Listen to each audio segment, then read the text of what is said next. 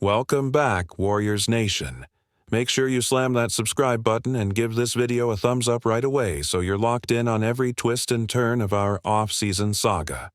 Tonight, we're peeling back the curtain on a fresh report that's sent shockwaves through the Bay Area. Chatter suggests the Warriors have decided against pursuing that coveted multi-time All-Star presence from Boston, leaving fans and rival front offices scratching their heads and wondering what comes next. But before we reveal the full picture, let's set the stage for why this potential addition had so many tongues wagging. Over the past decade, Golden State's championship DNA has been built on lethal perimeter shooting, switch-heavy defense, and an uncanny ability to curveball the league with mid-season moves. There's no denying that when whispers first emerged linking Golden State to a 7-foot doorstopper capable of altering the very geometry of the paint, excitement soared. Suddenly, the thought of pairing Splash Brothers with a true rim protector and corner-spacing big created visions of unstoppable pick-and-pop threes and impenetrable defensive walls. Fans imagined picture-perfect executions. Draymond sliding out to contest outside shooters while this imposing figure patrolled the lane, gobbling up missed attempts and flipping them into high-arcing breakaway dunks that would light up Oracle, or today's Chase Center, like a 4th of July fireworks show. So how did we arrive at the point where the organization appears to be stepping back from these tantalizing possibilities? It all began when a respected insider from Clutch Points dropped a bombshell.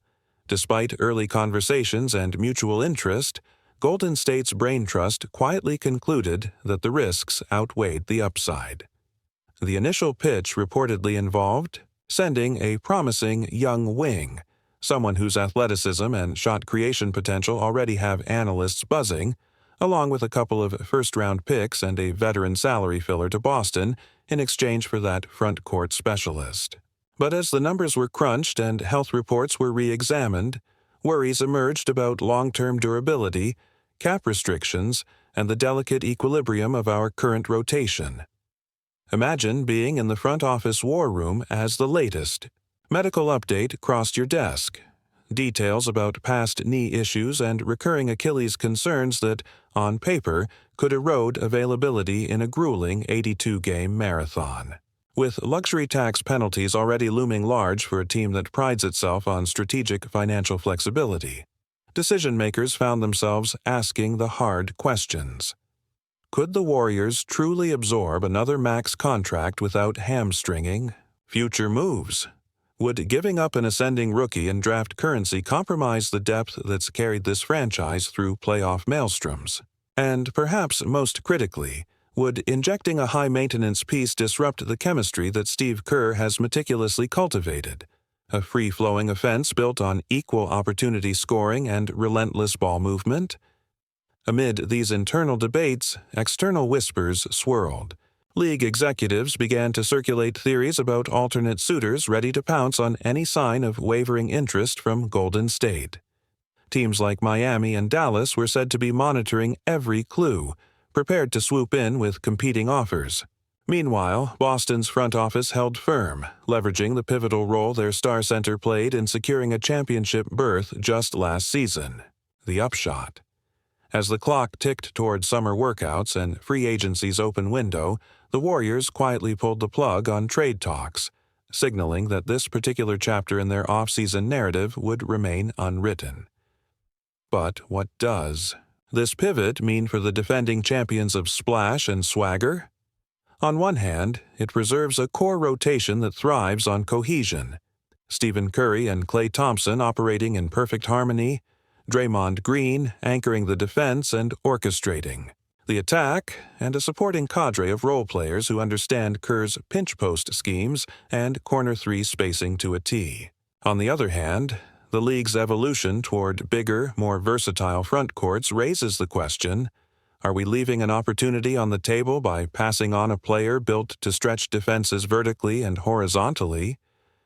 Fans are already buzzing with their own theories. Some argue that the decision reflects confidence in the existing roster and faith in internal development. After all, emerging talents who saw limited minutes last season might be primed for breakout campaigns. Others wonder if this is merely the first of several moves. By declining one blockbuster, Golden State may be laying groundwork for another, perhaps targeting a different big man whose contract aligns more cleanly with the team's financial blueprint. Could this signal that the Warriors have their sights set on a stretch four specialist coming out of Europe? Or maybe they're eyeing a mid-season buyout candidate whose experience and fit complement Curry's pull-up game without demanding a max dollar commitment. At the heart of it all lies the perpetual balancing act that defines championship contender: construction. Golden State has mastered the art of marrying star firepower with role-player precision, but even dynasties must adapt. Will this offseason be remembered as the moment the Warriors stood pat and trusted their culture, or will it be viewed as the juncture where the league's big man arms race past them by? The answer hinges on factors both on and off the court: medical intel, front office risk tolerance, cap sheet maneuvering, and the intangible alchemy that occurs when personalities and playing styles collide. As we edge closer to training camp, every subtle signal, from cryptic agent statements to unexpected personnel workouts at the facility, carries weight. Warriors faithful have made it their hobby to dissect sighting videos and Instagram stories, hunting for the smallest hint of renewed interest or covert negotiation. And while this latest report suggests the chase for that Boston stalwart has cooled, it's far too early to write the final chapter on Golden State's pursuit of front-court reinforcement. So, strap in, because the offseason saga is just heating up. We've laid out why Golden State stepped back from this headline-grabbing possibility, but the ripple effects are only beginning to unfold.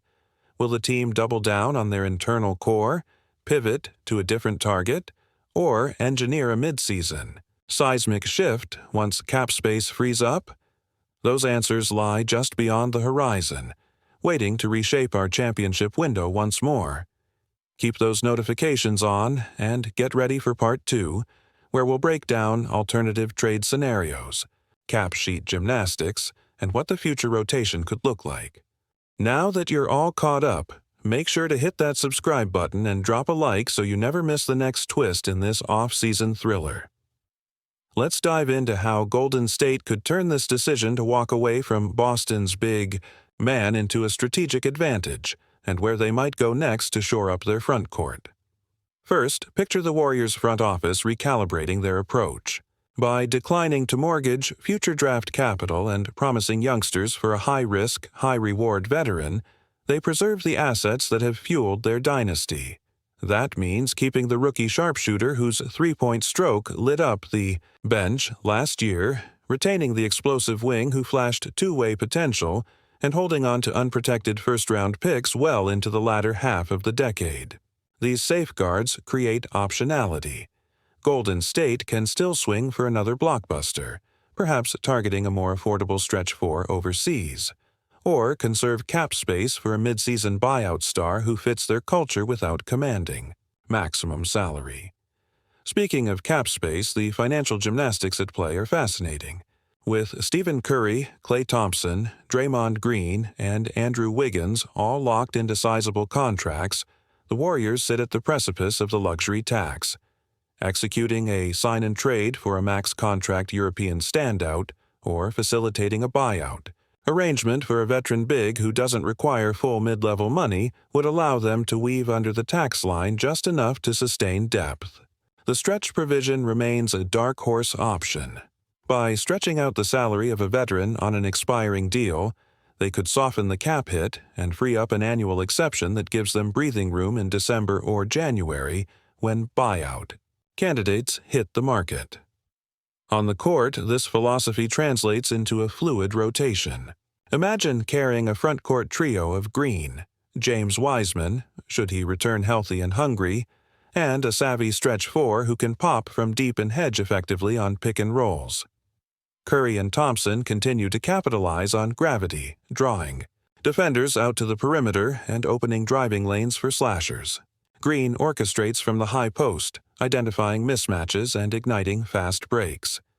Meanwhile, that new floor spacing four slips into the corners, maximizing spacing without demanding double teams.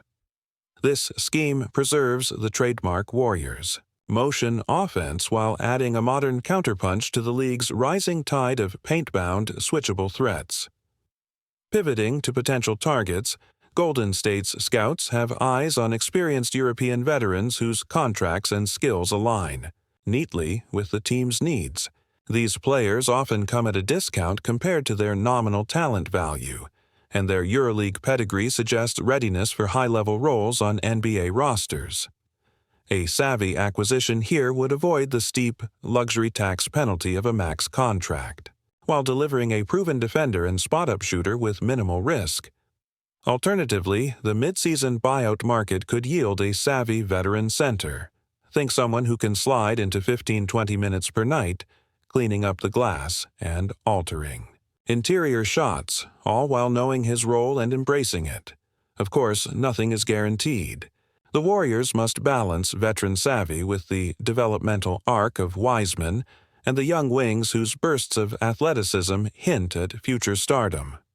Pressing forward with internal growth could reward them with homegrown chemistry and salary, flexibility, but it also carries the risk of growing pains in critical playoff moments. Yet, if any franchise can nurture raw talent into championship-caliber contributions, it's this one, led by a Hall of Fame coach and powered by a culture that prizes unselfishness above individual accolades. Let's consider ripple effects across the league. With Golden State standing pat, yet remaining armed with assets, contenders may pivot away from chasing the Boston stalwart and reallocate their resources. Teams like Miami and Dallas, who were circling patiently, might redirect their focus to other free agents or package smaller deals. Meanwhile, the Knicks and 76ers, perpetually seeking that missing piece, could find themselves compelled to overpay for mid-tier options, reshaping their long-term strategic arcs. In effect, the Warriors' decision could catalyze a cascade of mid-level trades and signings, altering the competitive balance throughout the association. As the season draws near, keep an eye on subtle signaling. Surprise workout invites at the training facility, cryptic social media interactions between veterans and Warriors staff, and the timing of cap-tweak press releases. Every move, no matter how small, could be the breadcrumb leading to a quietly engineered deal that slips under the radar until it drops. And remember, the best front offices often strike when least expected, leveraging the element of surprise to secure value. So here's the bottom line for Dub Nation. By walking away from a headline-grabbing blockbuster, Golden State preserves its core identity, safeguards draft capital, and positions itself for flexible midseason maneuvers. They remain contenders on paper and in spirit, with the infrastructure to pivot toward a perfect fit rather than forcing a square peg into a round hole. The question now is not whether they'll make a move, but what that move will look like, and when it will arrive. But what do you think about this strategy? Are you relieved that the Warriors prioritized balance over bravado? Or do you feel hungry for a seismic addition that sends shockwaves through the league? Personally, I admire the patience and long-term vision.